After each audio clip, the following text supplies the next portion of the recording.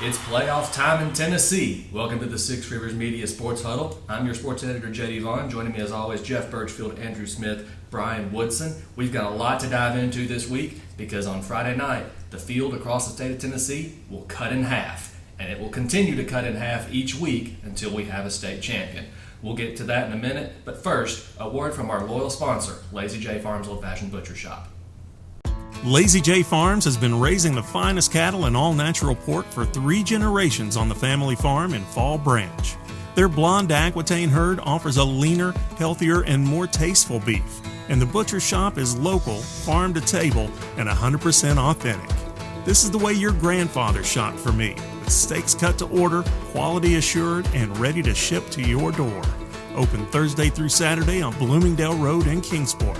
Come see us. Well, you've heard it before. Offense sells tickets, defense wins championships, and come playoff time, that's usually true. This past Friday, we had kind of a good intro to the playoffs, kind of an opening ceremony, if you will, at William B. Green Jr. Stadium in Johnson City. Dobyns-Bennett gets the win over Science Hill 18-12. Jeff and I were there. Jeff, were you surprised at all by this? Yeah, I was a little bit surprised. Science Hill's been really impressive this season. I think they were favored, going into the game by most. And of course, some of the Dobyns-Bennett kids took that as a chip on their shoulder, and also, they were able to come out with a big win. Of course, Science Hill was able to move the ball up and down the field, but just wasn't able to capitalize on some scoring opportunities and end up ultimately hurting them in the, final result. Aiden Perry, of course, cracks the century mark on the ground. That's obviously not unusual for Science Hill, but what was unusual was Dobyns-Bennett seems like they focused on taking away Baylor necessary. Yeah, Baylor had hurt them the year before when Science Hill beat them in overtime, so when they did try the Wildcat just a few times, Dobyns-Bennett had a good game plan, for that, obviously. And then DB had some really good runs, particularly Tegan Bagley. He didn't have a ton of yards, but he did have 2 crucial touchdowns, and they were able, like I said, come away with a little bit of a surprising win, I think, for most people. 2 of the plays that stand out to me on defense is one in the first half. Jalen Thomas gets a 4th down stop. He undercuts Baylor necessary and for a 3-yard loss. And of course, his younger yet taller brother, Tyree, with 11 tackles, 4 for loss, 4 sacks. He had a 4th down sack and a 3rd down sack in the 4th quarter. The 3rd down sack, of course, stopping Science Hill's final drive. Back to defense wins championships. Dobyns-Bennett able to run out the rest of the clock. Austin Sykes with a critical completion on 3rd down and then keeps for another 1st down. Victory formation, game over. Only the 2nd time since that epic 2012 clash that Dobyns-Bennett has gotten the win over Science Hill. However, it's the 4th time in the past 7-8 years that Dobyns-Bennett has won the region. 2017, 2019, 2020, and now 2024. So just an incredible win for Dobyns-Bennett. They have a rematch for the first round, a Farragut team that they beat 27-20 to open the season. We'll talk about that in a minute, and we'll talk about Science Hill and Cleveland in just a minute. But Jeff, another kind of opening ceremony of the playoffs, Unicoi County. How about the Blue Devils getting the Region 1-3A championship, their 2nd conference title in 4 years, over Johnson County? Yeah, and another defensive, showdown there. As ends up 10-7, Unicoi County with the win. Of course, Johnson County missing Juan Mejia, their really good running back, who got injured a couple weeks ago.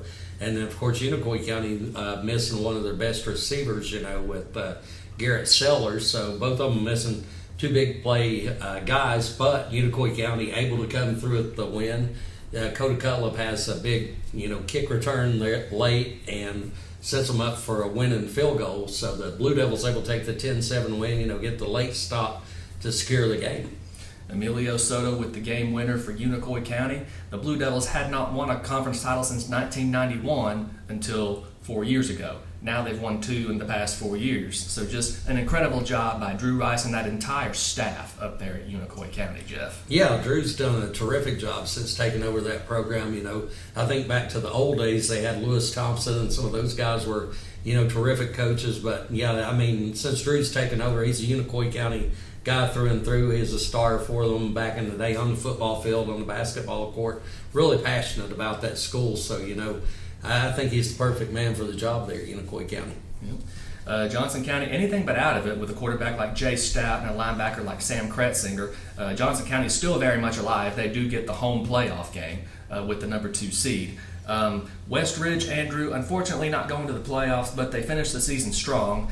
But the dominant color on Thursday night in Morristown was not orange or blue, it was yellow. Oh, absolutely it was. It was hard to really get much of a flow going for either team on Thursday night in Morristown. Over 40 combined penalties between the two teams. You never want to hear that. But when flow was able to be found, Trey Frazier found it.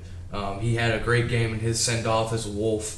153 yards and 3 touchdowns through the air. 132 yards and 2 touchdowns on the ground.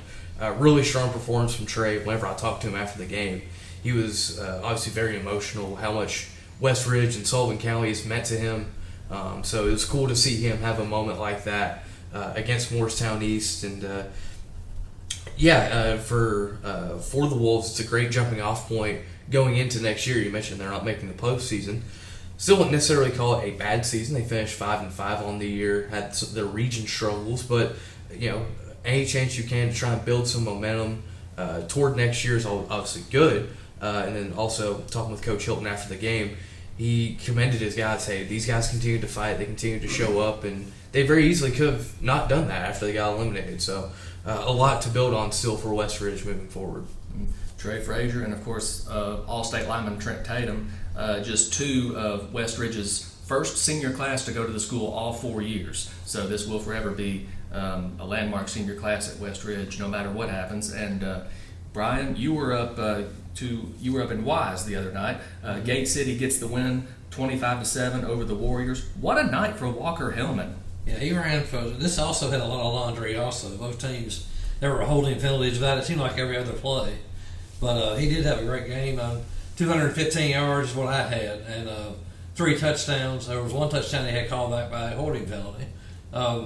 He's so fun to watch. He's not the biggest guy, but he gets in there in the middle and they just can't find him. And he just keeps running and keeps turning him legs, and he's gone. He's fun to watch. And the big play, Wise Central finally got within 12-7 in the third quarter. I'm still sitting there tweeting that score, and the kickoff goes to Parker Jenkins. And I just thought about he's not going to go more than 5 yards. He went 74 yards for a touchdown. Really nice run. And that kind of just sealed the deal there because Wise really couldn't get anything going. But yeah, it was a good night. Too many penalties. Gate City played well on defense. Wise has a really good, some really young, talented players, but Gate City did a nice job. Forced 3 turnovers in the first half and really had it under control from there. Yeah. So obviously big in terms of playoff position for Gate City. Mm-hmm. Wise Central, of course, breaking in their first-year coach still, but just a big win by the Warriors on the road, or the Blue Devils, I should say. Yeah. Warriors, of course, being Wise Central. But speaking of going on the road, Andrew, Cherokee and Cloudland in 3A, or in 4A rather, and 1A, both of them will be on the road for the first round, but they're going in with some playoff momentum. Cherokee gets the win Friday night, and Cloudland gets the win at Unaka Friday night. Yeah, I'll start with Cherokee since I was in Rogersville. It was just an explosive first quarter for the Chiefs, 24-point for first quarter. Kind of put that one away early. Struggled at times to run the ball, despite the score. Hayden Hook had a couple rushing touchdowns, but maybe yards per carry wasn't super high. But Landon Jeffers had typical Landon Jeffers day, over 200 yards passing, 3 touchdowns. Kind of pedestrian, weird enough to say for a guy like him, but Cherokee did what they had to do. Union County had their struggles throughout the course of the season. We'll talk more about them later, as they still did qualify for the postseason themselves. But good for Cherokee to get some momentum. Only the 6th time they've hit the 7-win mark in school history, first since 2019. So a big win for them. And meanwhile, for the Highlanders, it was the Landon Barnett show against Unaka. 234 yards, 3 touchdowns. Just a very successful day running the football for Cloudland, which if Cloudland's going to have success, it's going to be running the football. So big win for them. Unaka was able to throw the ball around a little bit, though. Carm McCain, 3 passing touchdowns. They were really able to kind of find a groove here late in the season, so maybe not going into the postseason are the Rangers, but even for them, able to get a little bit of momentum hanging into next year. Yeah. And obviously, this being, like you said, the first winning season for Cherokee since that 2019 season, so pre-COVID we're talking, you have to go back even further than that to find the last time they won 7 games. That was all the way back in 2004. So also the last time they won the conference championship. Just an incredible season by the Cherokee Chiefs. So obviously not a season, not something to take for granted. No, not at all. Not at all. And Jeff, of course, you were at Happy Valley on Thursday night. Happy Valley will be at home for the playoffs, and they closed the regular season kind of fittingly, a shutout win at West Green. Yeah, they won at West Green, like I said, third straight shutout to end the season, so regular season they've had a terrific year on the defensive side of the ball. Of course, they're 7-1 overall, but 58 points is all of Happy Valley's given up all year. Gabe McDougal, the starting quarterback, had an eye injury, so he's there on the sideline. I talked to him a little bit. He should be back, I think, this week. But since he was out of the game, sophomore Lane Parker came in. Warriors didn't miss a beat. He scored 3 touchdowns, and led them to the 38-0 win down there at Jim Salzman Field on Thursday night. Yeah. So just obviously a great win by Happy Valley. 7-1 for the regular season. Obviously, they lost 2 games to Hurricane Helene, and like Cloudland lost 2 games to Hurricane Helene. Hampton, of course, all the Carter County teams, a lot of teams in the area kind of in the same boat after Hurricane Helene not playing the full 10-game schedule. 2 teams that obviously did not play a full 10 games played 9, Elizabethton and Greenville. Greenville gets the win. The Devils win Region 1 4A kind of convincingly, 41-7. Maybe the winning, Greenville winning, not so much a surprise, but maybe winning 41-7 kind of caught me off guard a little bit. It was, of course, 27-7 at halftime. The Devils go on to add 2 more touchdowns in the second half. Carson Quillen doing Carson Quillen things, 3 touchdowns, 146 yards. Caden Baugh, of course, what would I expect? He's the son of record-setting passer Cody Baugh. Caden, nearly perfect, 7 of 8 for 121 yards and a touchdown. None of his passes hit the ground. The only pass that he didn't complete was intercepted. Rhett Slagle, 114 yards and a touchdown for Elizabethton. Hits Zach Wallen to get the Cyclones within 13-7, but from there it is all Green Devils, and Greenville rolls to the Region 1 4A championship. Speaking of champions, South Green wins Region 1 2A. They had already clinched it, but they finished perfect in conference play. First time since the Luke Myers era. They get the win over Hampton 35-20, also their first win over Hampton since that same year, 2021. The Bulldogs, Dominic Burleson rushes for nearly 300 yards, and it's still not enough for Hampton. Although Hampton did everything they needed to do. They controlled the tempo. South Green's offense did not take the field in the first quarter. The problem is Nash Rader got a 99-yard kickoff return, and the Rebels get their first score. Hampton actually took the lead in the third quarter, 20-14, but South Green, behind Jacob Susong, gets 3 unanswered touchdowns, and the Rebels finish off Hampton and finish off undefeated in the conference play, and they win Region 1 2A. Brian, a couple other games. Tennessee High. They won't be home for the playoffs, but again, they're going in with momentum. They've won 6 in a row. They beat Daniel Boone and Rye Cove. Whew, holy cow, 54-14 over John Burton. Yeah, Tennessee High, this is the same as last year. They won 6 in a row, then they have to go on the road and play Powell.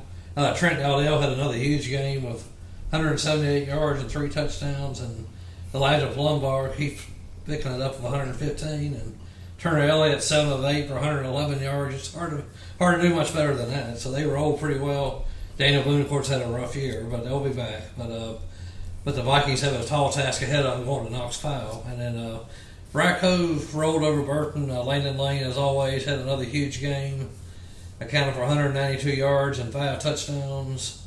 Will Rollins had a big game, and he's also a key defensive player. And they just keep rolling at Rye Cove, and didn't have much problem with John Burton. Are you saying Rye Cove might be the team to beat out of I Cumberland District? believe so, yeah. You think so? Maybe. Yeah. I don't know. You never know. But that's a look around the area for Week 11. David Crockett goes to Sevier County to end the regular season. The Smoky Bears, of course, ranked 2nd in the state. And not surprisingly, they do clinch Region 1 5A with a 48-7 win over the Pioneers. Northview Academy clinches the 4th and final playoff spot in Region 1 4A. They get the win at Sullivan East 48-9. Granger and Volunteer, of course, Granger knocked out by that Sullivan East win. Keeling, Relaford, and the Falcons, they just, kind of the theme all year, they kept fighting, but they come up short 49-35. Cosby, I mean, never thought, did we ever think we'd say this? The Cosby Eagles, region champions of 1-1A, they get the win over North Green, 26-14. Both teams, of course, will be home for the playoffs. Thomas Walker, a 49-13 winner over Twin Springs. That's a look around the area for Week 11. We'll be right back with the playoffs and the final week of the regular season in Southwest Virginia right after this. The Lazy J Farms Tailgate Box offers great value all season long.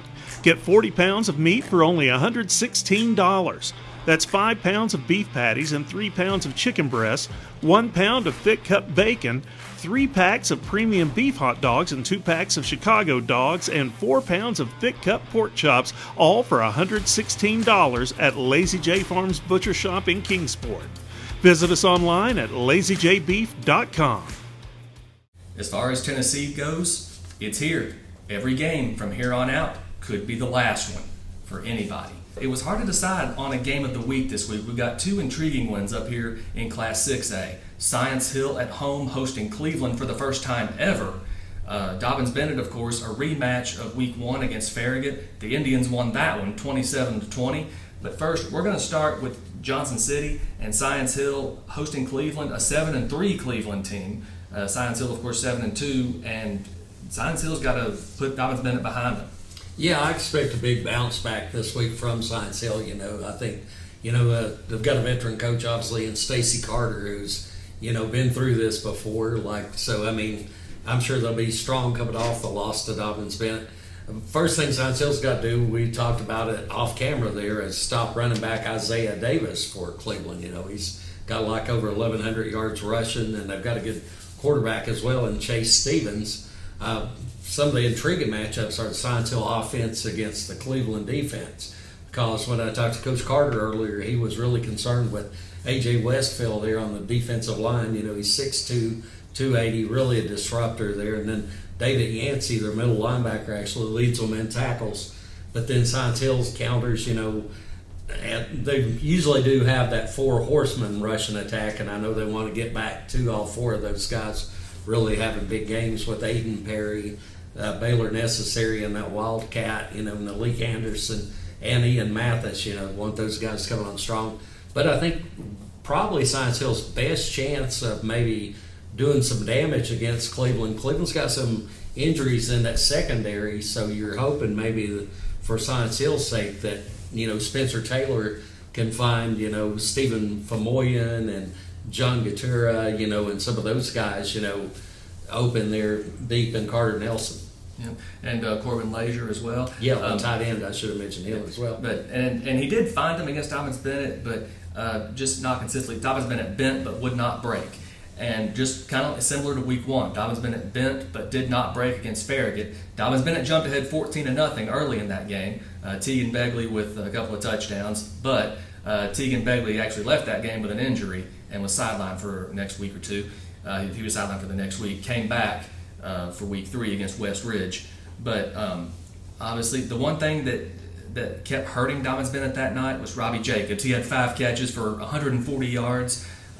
So from quarterback Corbin Hobson. So the passing game and getting speed on the outside is what got Dobbins-Bennett last time. Yeah, Collins and Jacobs, they're actually, and Farhat, throw him in the mix in there as well. Those 3, it's the best receiving core that we've seen up to this point. All 3 of those guys have speed and a little bit of length to them, and those guys do a really good job. We're going to have to be very good in the back end. We're going to have to be, and they really, scheme-wise, Coach Courtney and the offensive staff really does a good job of getting the ball out of the quarterback's hand.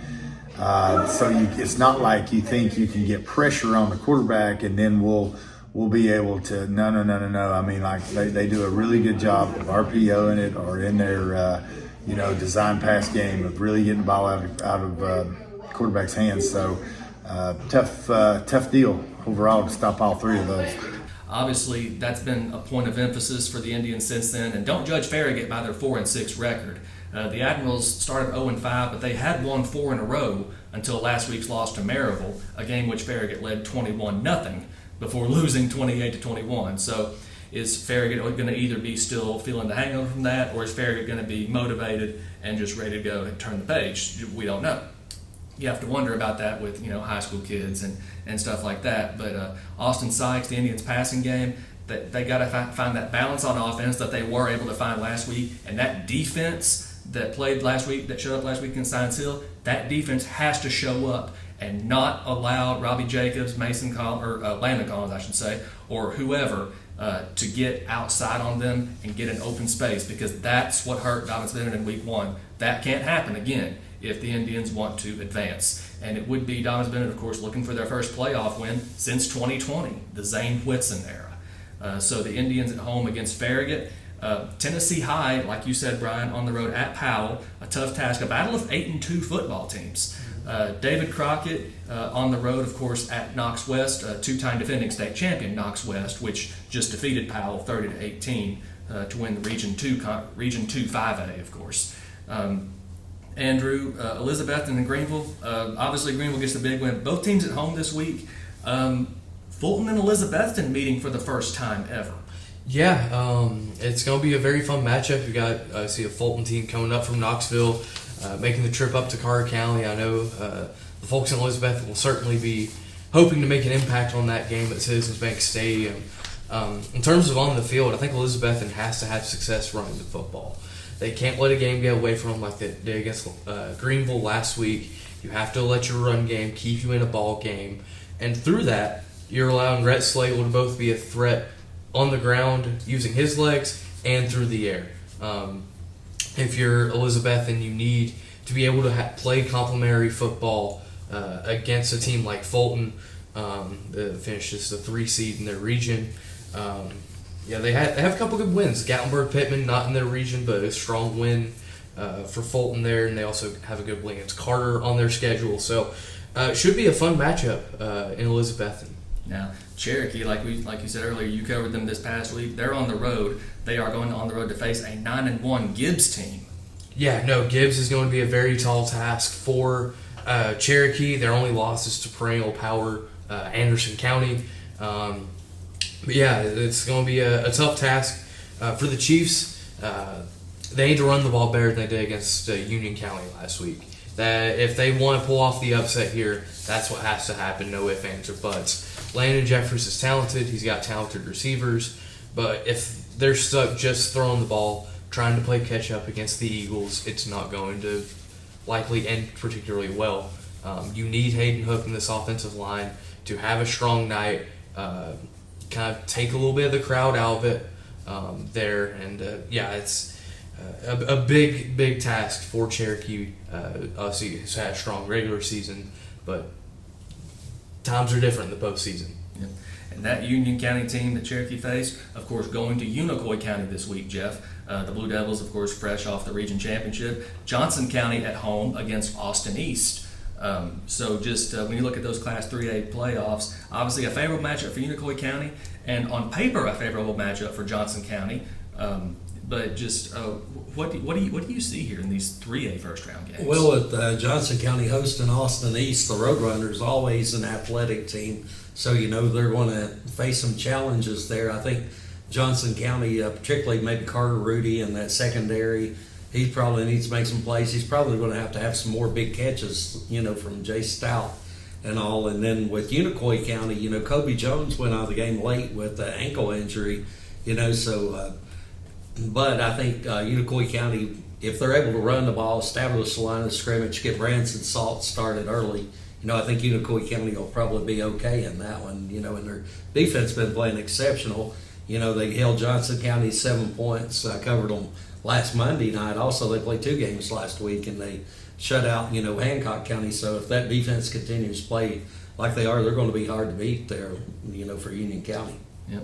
And looking at Class 2A, Happy Valley home for the first round again. Once again, runner-up in Region 1 2A. The Warriors looking for their first playoff win in 7 years. Do they get it against Polk County? I think they got a very good shot at it. We're talking about how well that defense is playing. Of course, Gabe McDougal should be back this week. Jamie Esterlin still playing, very well for the Warriors. So they've got some weapons offensively. I mean, it is a run-oriented offense. But also, as long as that defense, keeps playing like it is, I think Happy Valley's got a very good shot against Polk County. Yep. And then speaking of Carter County teams, 2 of them on the road. Hampton on the road. They do get a shot at revenge on York Institute. The difference, of course, is this is in the first round and it's in Jamestown. So a very tall task for Dominic Burleson and the Bulldogs. Cloudland, for the first time in 12 years, Cloudland will play a playoff game away from Roan Mountain. And not since 2002 has Cloudland won a playoff game on the road. They get a chance to end that streak this week. They go to Oliver Springs, an 8-2 football team. And Brian, it's not the playoffs yet in Southwest Virginia, but it might as well be in Scott County. We got the Scott County Super Bowl. Twin Springs goes to Rye Cove. Obviously, the War Eagles are a favorite, but you can throw that out the window. Twin Springs has so many injuries. Like I said, wrote an article last week. They've used 5 quarterbacks, about 3 running backs. They lost 3 linebackers. They even lost their 3.5-star kicker. So they've had a rough year. They're going to play hard. Brendan Weddle, a terrific little athlete, he plays quarterback. Will probably start quarterback in this game. Rykovo's on a roll. This will be their first 10-0 regular season ever if they were able to pull it off. So I'm sure they're going to be motivated to do that with Landon Lane and Will Rollins and all that, Carter Roach and all the rest of them. Yeah. And of course, in Gate City, the Blue Devils, trying to boost their playoff position even more, they're hosting Ridgeview, a game that definitely will have playoff consequences, I'm sure. This could possibly be the first of 2, because right now Ridgeview's 3, Gate City's 6 in the ratings. So Gate City, they just keep running the ball. Ridgeview's going to throw the ball with Ryan O'Quinn's a terrific quarterback against some good receivers. So Gate City will have to be on the alert in the secondary and try to get some pressure on him.